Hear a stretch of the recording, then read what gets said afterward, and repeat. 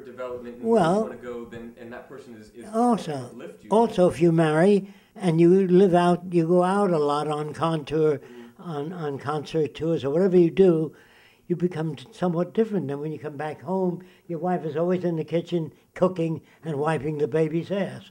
So she doesn't evolve, and sometimes you do, and your values change. So I said, I don't know what it is, honey, but I'm not satisfied. I want out.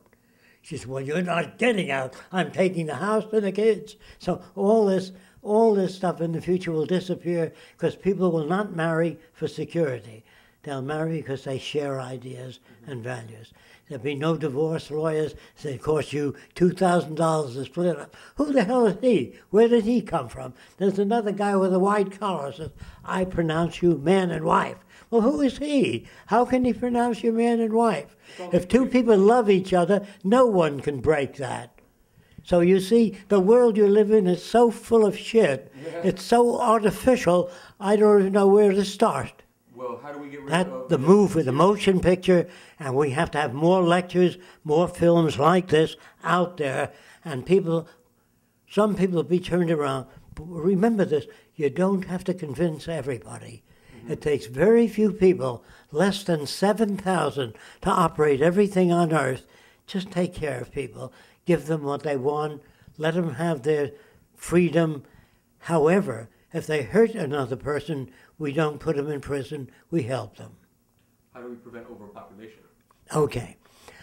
Through education is the best way. We don't want to kill people. So if you show people a film called Dynamic Equilibrium, we have to make a lot of films. Yeah. We have to be sponsored, because Roxanne and I can't change the world alone.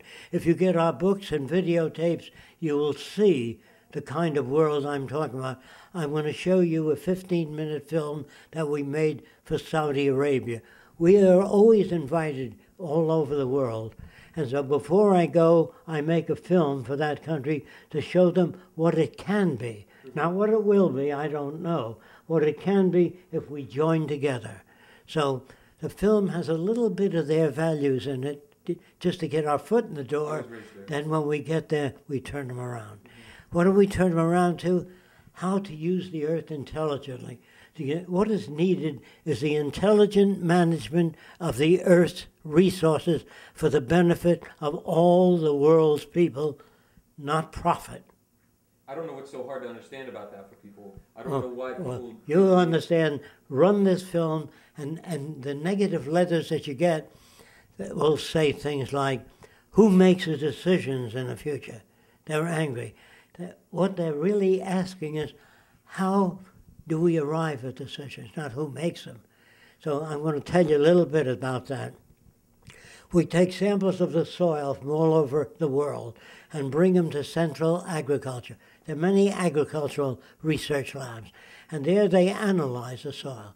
And by the content of the soil, they'll tell you it's best to grow sugarcane for so many years, you'll get the highest yield from this soil, then rotate to beets. That's not an opinion, that's a finding.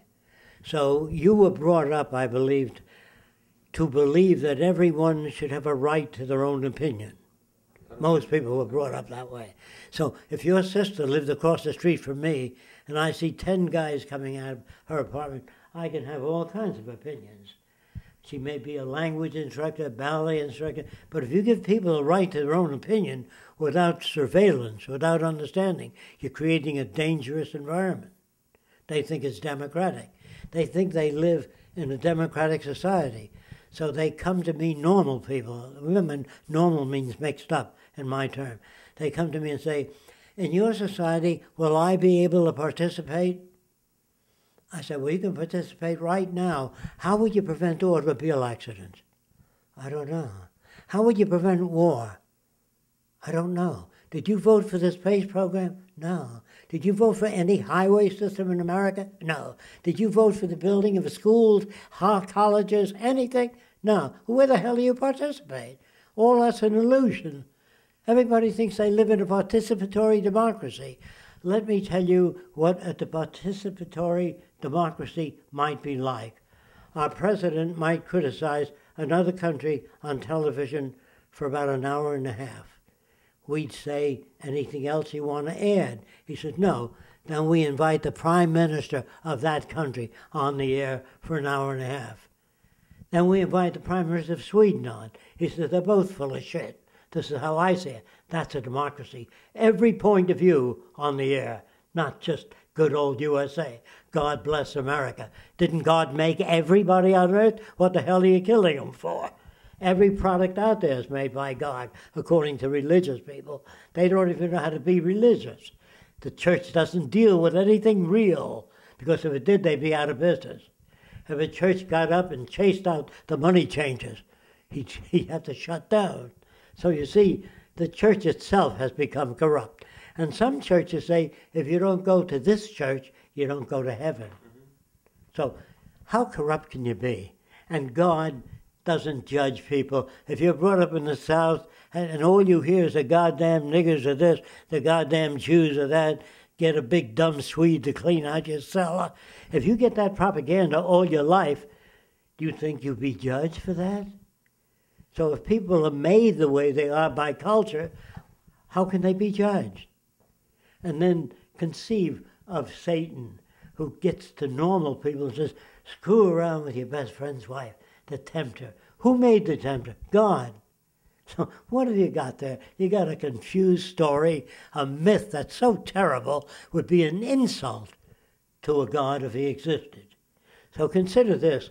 Even Carl Sagan tried to raise funds to communicate with extraterrestrials. Now let's assume that there are people on other planets and they fly here. Anything that can fly 100 billion light years through space is not like us. You can't talk to them. The Democrats can't talk to the Republicans. The Republicans can't talk to the communists. The communists can't talk to the socialists. Husbands and wives can't talk to each other. Children and parents. How the hell are they going to talk to extraterrestrials that are super intelligent? Do you understand? Mm-hmm. Okay. So most people don't even talk to each other. They talk at one another. Do you understand? Talking to each other is sharing ideas. Now, you can't share ideas unless the person has similar values. They tell you there's such a thing as communication. No such thing. In other words, you can't communicate with anyone unless they have similar values to you. Otherwise, you can try to change their way of thinking. But if they're too far gone, in an old way of thinking, like saying, well, I don't know how to picture your world.